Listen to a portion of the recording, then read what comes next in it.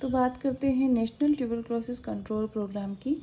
तो यह भी ट्यूबरक्लोसिस की बढ़ती हुई भयावहता को देखते हुए, इसकी बढ़ती हुई मोर्टेलिटी रेट और मॉर्बिडिटी रेट को देखते हुए गवर्नमेंट ऑफ इंडिया ने 1962 में national tuberculosis control programme start किया, जिसका मेन ऑब्जेक्टिव था कि to find out a patient in early stage and to start treatment. तो पेशेंट को अर्ली स्टेज में फाइंड आउट करके उनका ट्रीटमेंट स्टार्ट करना ही इसका मुख्य उद्देश्य रखा गया था। और इसके नेक्स्ट इसका एक्टिविटी थी एस्टेब्लिश डिस्ट्रिक्ट ट्यूबरक्लोसिस सेंटर्स। तो इस जो नेशनल लेवल पर जो ट्यूबरक्लोसिस कंट्रोल प्रोग्राम स्टार्ट किया गया था, इसे इम्प्लीमेंट करने के लिए जो इम्प्लीमेंटेशन यूनिट होती हैं, कोई भी किसी भी नेशनल प्रोग्राम को इम्प्लीमेंट करने की यूनिट होती है वो डिस्ट्रिक्ट की होती हैं। पहले के टॉपिक्स में हमने डिस्कस किया हुआ है। तो डिस्ट्रिक्ट ट्यूबरक्लोसिस से रिलेटेड एक्टिविटीज़ और सर्विसेज को पब्लिक तक इम्प्लीमेंट करने के लिए डिस्ट्रिक्ट ट्यूबरक्लोसिस सेंटर्स एस्टेब्लिश किए गए, ताकि वहाँ पर इफ़ेक्टिवली प्लानिंग करके और उन्हें इम्प्लीमेंट किया जा सके। तो अब डिस्ट्रिक्ट ट्यूबरक्लोसिस सेंटर्स पर क्या एक्टिविटीज़ होती थी, एक्टिविटीज़ इन डिस्ट्रिक्ट ट्यूबरक्लोसिस प्रोग्राम में। तो फर्स्ट एक्टिविटी क्या इसमें रखी गई थी, बीसीजी वैक्सीनेशन की। बीसीजी वैक्सीनेशंस क्यों, ताकि कि अर्लियर चाइल्डहुड में ही बीसीजी वैक्सीन करके बच्चों को पब्लिक को प्रिवेंट कर देना, ताकि जो ट्यूबरक्लोसिस की जो सीवियरिटी है उसे रिड्यूस किया जा सके। सेकंड इसकी एक्टिविटीज़ थी diagnosis of TB patient in early stage. TB patient का अर्ली स्टेज में डायग्नोसिस करना, ताकि उनका जो ट्रीटमेंट थेरेपी है वो शॉर्ट टर्म रहे और कंप्लीट हो, इजीली क्योर रेट अच्छी अचीव हो सके। Free home treatment to TB patient. तो टीबी पेशेंट की रिकवरी रेट को अचीव करने के लिए लोगों तक टीबी की ट्रीटमेंट को free of cost home to home distribute करना। रिकॉर्डिंग एंड रिपोर्टिंग, ये भी इसकी एक मेन एक्टिविटी रही है, क्योंकि जो डिस्ट्रिक्ट लेवल पर जो डाटाज होते हैं वही नेशनल लेवल पर शो होते हैं। जैसा कि हमको पता ही है कि सभी डिस्ट्रिक्ट मिलके एक स्टेट को रिप्रेजेंट करते हैं और एक सभी स्टेट मिलके कंट्री को रिप्रेजेंट करते हैं। तो ये पर स्टेट जो डाटा होता है वही ओवरऑल कंट्री का डाटा कहलाता है। तो ट्यूबरक्लोसिस से रिलेटेड डाटाज को कलेक्ट करने के लिए कि क्या इसकी इंसिडेंस रेट है, क्या इसकी क्योर रेट है, इस डिज़ीज़ से रिलेटेड क्या कितनी मोर्टेलिटी रेट बढ़ रही हैं या रिड्यूस हो रही हैं। तो इन सभी को एक रिकॉर्ड और रिपोर्ट में मेंटेन करना भी ज़रूरी होता है।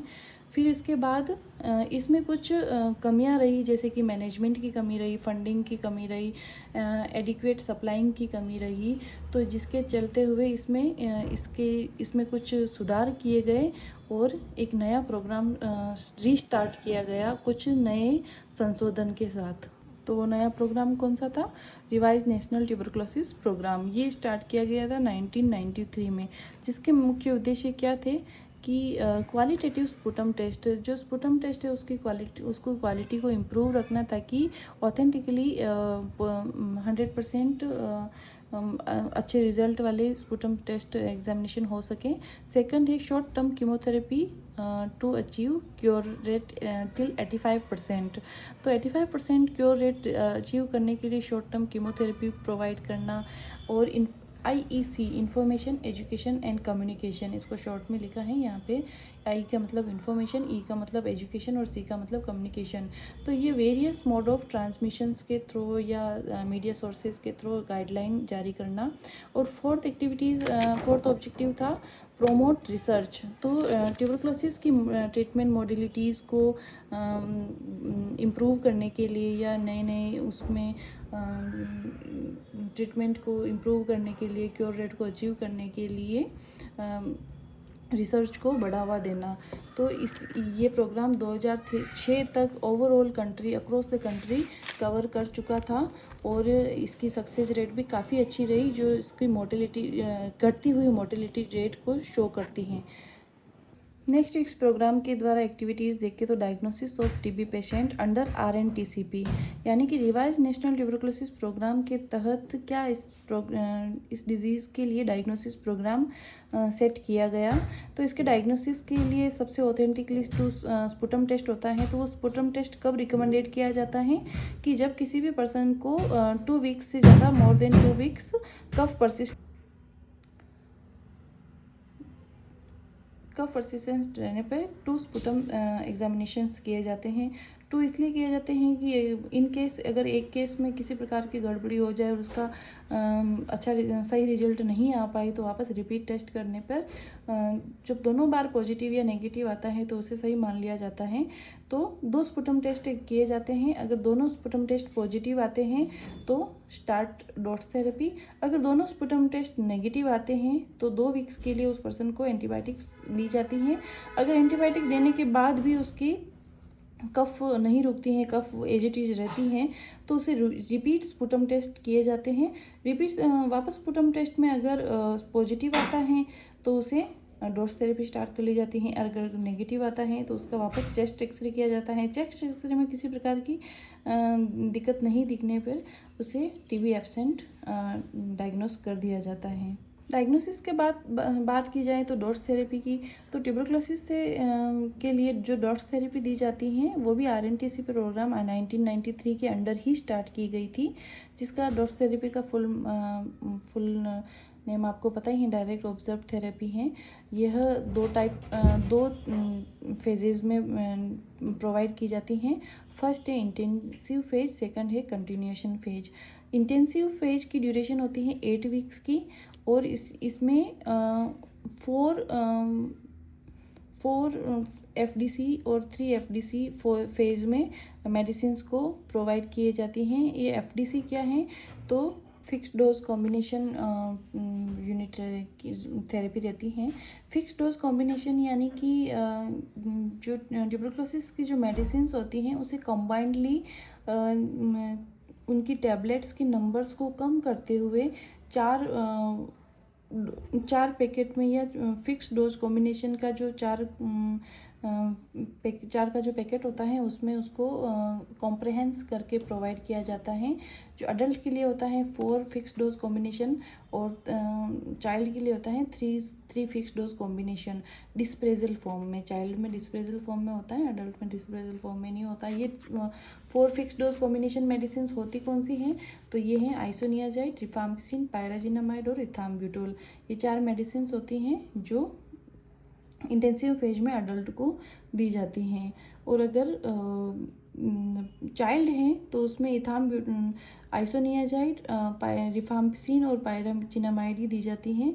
और इसके अलावा ये है 56 डोज की कुल 8 वीक्स की ड्यूरेशन में प्रोवाइड की जाती हैं। इसका बेनिफिट यही रहता है कि इसमें जो टैबलेट्स के नंबर होते हैं वो बहुत कम हो जाते हैं, इसलिए लोगों के द्वारा इजी टू एक्सेप्टेबल हो जाती हैं। नेक्स्ट बात करते हैं कंटिन्यूएशन फेज की। तो कंटिन्यूएशन फेज 6 वीक में किया जाता है in case of normal pulmonary tuberculosis. अगर ट्यूबरकुलोसिस CNS या बोन की है तो इस केस में यह 12 से 24 वीक तक एक्सपांड भी किया जा सकता है या एक्सटेंड भी किया जा सकता है। तो कंटिन्यूएशन फेज में 3 फिक्स डोज कॉम्बिनेशन होता है और चाइल्ड के लिए 2 फिक्स डोज कॉम्बिनेशन होता है। तो इस तरह से इसमें मेडिसिन्स का कुछ कॉम्बो पैकेट रहता है जो इजीली एक्सेप्टेबल होता है और सुपरवाइज करने में भी इजीली रहता है। तो इस तरह से डॉट्स के जो 2 कंटिन्यूएशन फेज में जो मेडिसिन है वो प्रोवाइड की जाती हैं। फिर उसके बाद इन 2 इंटेंसिव और कंटिन्यूएशन फेज की वजह से लोगों में जो ड्रग रेजिस्टेंस की जो बढ़ती हुई संख्या थी उसमें भी कमी आई है, क्योंकि जो नंबर्स ऑफ मेडिसिन है वो कंबाइंडली प्रोवाइड की जा रही हैं और 1 बाय 1 या कंटिन्यूएशन फेज में दी जा रही हैं। तो वो डायरेक्टली ऑब्जर्व कंडीशंस में लोगों को दी जा रही हैं, सुपरविजन्स में दी जा रही हैं मेडिकल पर्सनल की। तो इस केस में ड्रग रेजिस्टेंस के चांसेस कम हो जाते हैं क्योंकि कोई भी मेडिसिन स्किप नहीं हो पा रही हैं। तो ये भी एक इसका पॉजिटिव इम्पैक्ट है। तो इसके बाद बात करते हैं नेशनल स्ट्रेटजी प्लान 2012 और 2017। आरएनटीसीपी के बाद गवर्नमेंट ऑफ इंडिया ने ट्यूबरक्लोसिस प्रोग्राम के लिए नेशनल स्ट्रेटजी प्लान स्टार्ट किया, जिसे नाम दिया नेशनल स्ट्रेटेजिक प्लान 2012-2017, जिसके मेन एलिमेंट थे। फर्स्ट एलिमेंट था क्वालिटेटिव डॉट्स थेरेपी प्रोवाइड करना, field level improved rapid diagnosis services, और थर्ड इसका मेन एलिमेंट है expanded treatment services for drug resistance patient. तो ड्रग रेजिस्टेंस पेशेंट को एक्सपांडेड सर्विसेज यानी कि अपने स्टार्टिंग में ही बात करी थी कि इसकी जो ड्रग रेजिस्टेंस से रिलेटेड जो मेडिसिन है, जैसे कि मॉक्सिफ्लॉक्सासिन, लिनेजोलिड, ये सब मेडिसिन को ऐड किया गया ताकि इनके साथ साथ इनका ट्रीटमेंट और हाईली इफ़ेक्टिवली किया जा सके। स्ट्रेटेजिक प्लान 2012-2017 के बाद स्ट्रेटेजिक प्लान आया 2017 से 2025। इस स्ट्रेटेजिक प्लान का मुख्य ये स्टार्ट किया गया था 8 मई 2017 को, जिसका मुख्य उद्देश्य था एंड ऑफ टीबी टिल 2025। बाकी यही उसके ऑब्जेक्टिव कंटिन्यू रखे गए थे कि डॉट्स थेरेपी को क्वालिटेटिव रखना, field level improve diagnostic therapy रखना, डायग्नोस्टिक सर्विसेज रखना, expanded treatment services for drug resistance. तो इन सभी के द्वारा इफेक्टिवली ट्यूबरक्लोसिस कंट्रोल प्रोग्राम को कंडक्ट किया जा रहा है। इसके अलावा निक्षय योजना, आपको पता ही है कि लोग रजिस्टर्ड पेशेंट को पर मंथ 500 रुपये राशि देके, उन्हें प्रोत्साहन राशि देके उन्हें एंकरेज किया जा रहा है। तो ये था आरएनटीसी प्रोग्राम। नेक्स्ट हम बात करेंगे मलेरिया प्रोग्राम की। Thank you.